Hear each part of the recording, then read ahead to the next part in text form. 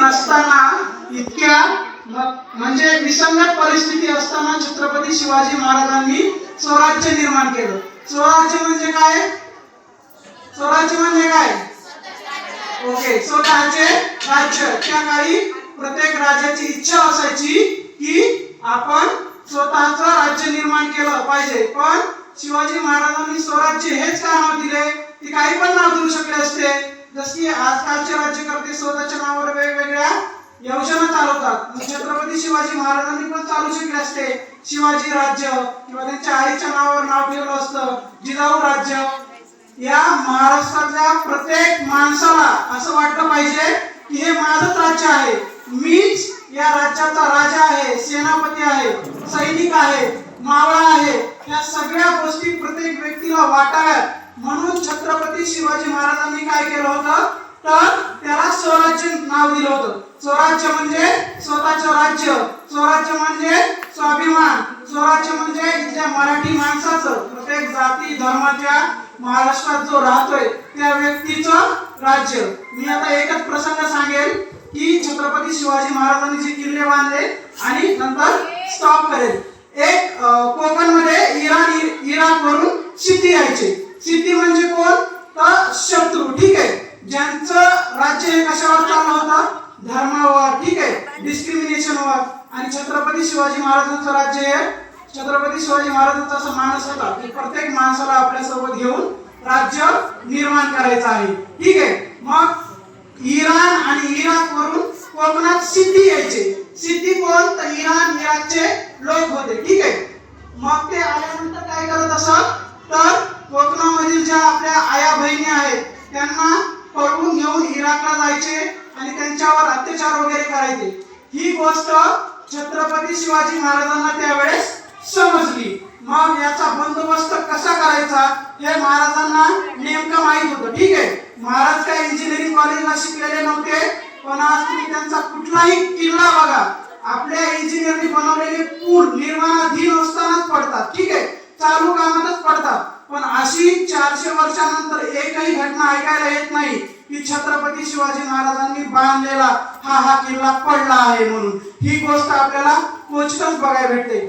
जेव्हा डोंगरच कोसळत असेल, एखादा किल्ला डोंगरावर असेल, मग ती वेगळी बाब आहे.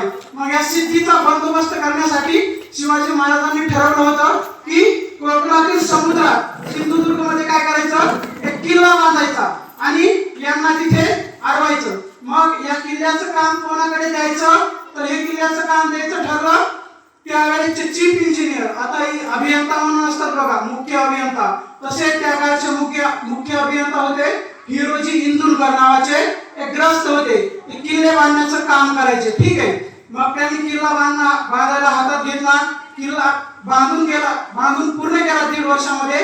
पण मधल्या काळामध्ये शिवाजी महाराज आग्र्याला गेले होते, हे तुम्ही सगळ्यांनी ऐकलं असेल. ठीक आहे, शिवाजी महाराज आग्र्याला गेले होते. नंतर त्यांच्यासोबत संभाजी महाराज होते. त्यांचा कसा अपमान केला गेला, त्यांना मागच्या लाईनमध्ये उभं केलं होते. त्यावर महाराजांनी बादशहाच्या दरबारामध्ये सांगितलं होतं की तुम्ही माझा अपमान करताय, याचा मी हिशोब नक्कीच चुकता करेल एक दिवस. ठीक आहे, मग त्यानंतर आग्र्याच्या सुटकेतून आले. तोपर्यंत हिरोजीने इकडे तो किल्ला बांधून ठेवला होता आणि मावळ्यांनी जो सिद्धी यायचे आणि अत्याचार अन्याय करायचे, आया बहिणींना तिकडे इराकला घेऊन जायचे, त्यांचा एकदम व्यवस्थित बंदोबस्त केला. नंतर कुठल्या सिद्धीची काळ झाली नाही की कोकणात यायचं आणि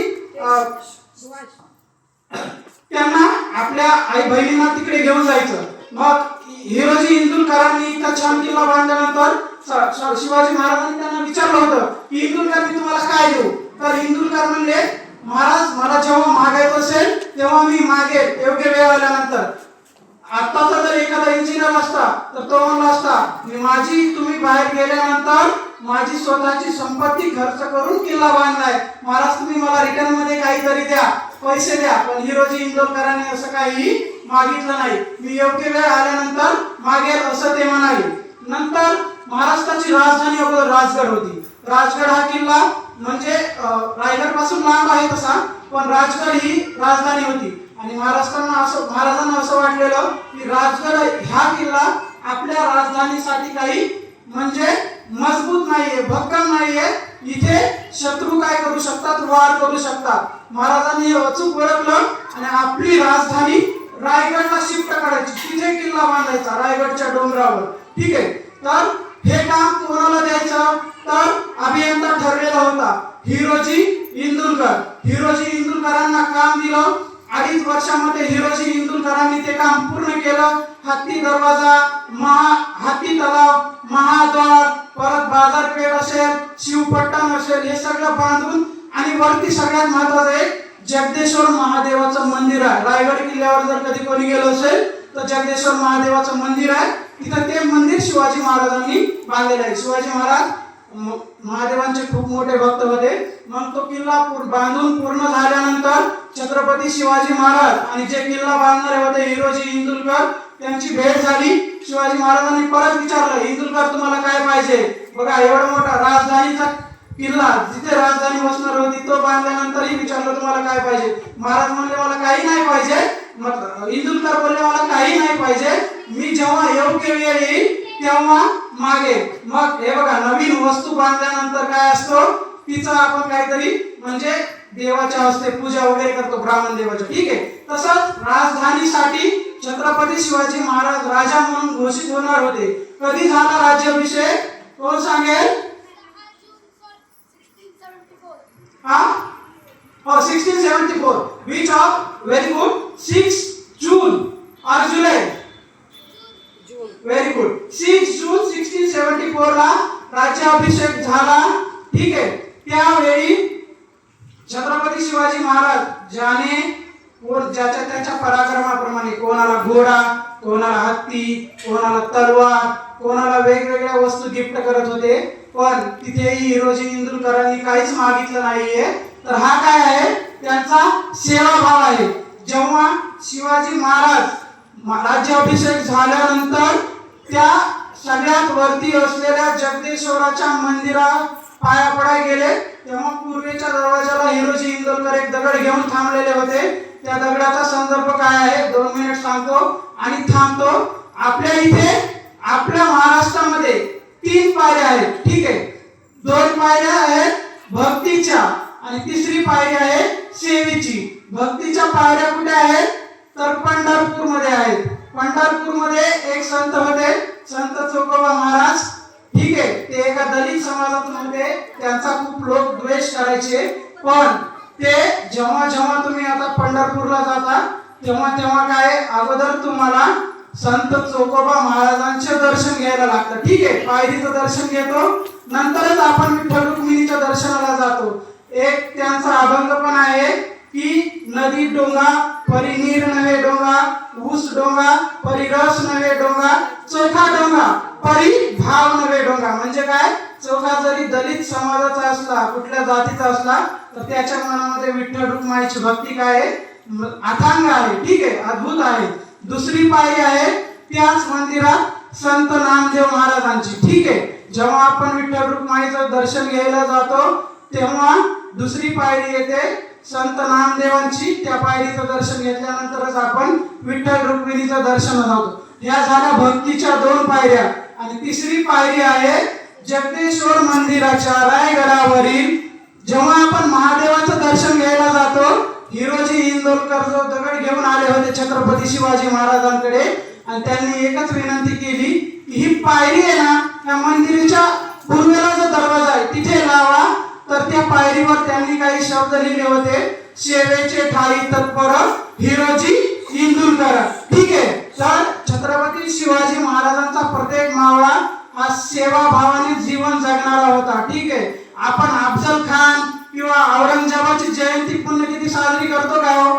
इथेच नाही, ते जिथून आले होते तुर्कस्तान, इराण, इराक, तिथे पण त्यांची कोणी जयंती किंवा पुण्यतिथी साजरी करत नसेल. पण आज मला सांगा, महाराष्ट्राच्या प्रत्येक गावात, प्रत्येक जिल्ह्यात, प्रत्येक तालुक्यात छत्रपती शिवाजी महाराजांच्या नावाचा चौक आहे. तिथं त्यांची छोटी मोठी का होईना प्रतिमा आहे, लावतात आणि त्यांच्या प्रती काय आपल्या भावना व्यक्त करतात. ठीक आहे. अफजल खानाने खूप ऊत आलता त्याला 49 पासून 59 पर्यंत, 1649 ते 1659 खूप मातून गेलेला अफजल खान. 10 वर्ष त्याने खूप उन्माद केला. पण शिवाजी महाराजांनी प्रतापगडाच्या पायथ्याशी फक्त 10 मिनिटात त्याचा कार्यक्रमच करून टाकला. ठीक आहे. तर असे छत्रपती शिवाजी महाराज शूर होते. त्यांचे मावळे ही बघा 13 जुलै 1660 ला बाजी प्रभू देशपांडे पावनखिंडी म्हणजे घोरखिंडी शहीद झाला. छत्रपती शिवाजी महाराजांसाठी ते शहीद झाले. नंतर 4 फेब्रुवारी 1670 ला तानाजी मालुसरे कोंढाणा किल्ला घेताना छत्रपती शिवाजी महाराजांसाठी मेला. तो काय म्हणला, माझ्या मुलाचं लगीन नाही अगोदर आधी लगीन कोंढाण्याचे. ठीक आहे. आणि महाराज पण नंतर बोलले होते, गड आला पण सिंह गेला. त्या गोष्टी तुम्हाला काही सांगायच्या नाही आहे, हे तुम्हाला सगळं माहित आहे. फक्त एक रिव्हिजन म्हणून मी सांगतोय. लास्टला आता 1-2च गोष्टी सांगेल, ते तुम्ही एकदम शांतपणे ऐकाल. आणि मी थांबतो, ऊन पण खूप होत आहे. छत्रपती शिवाजी महाराज वारले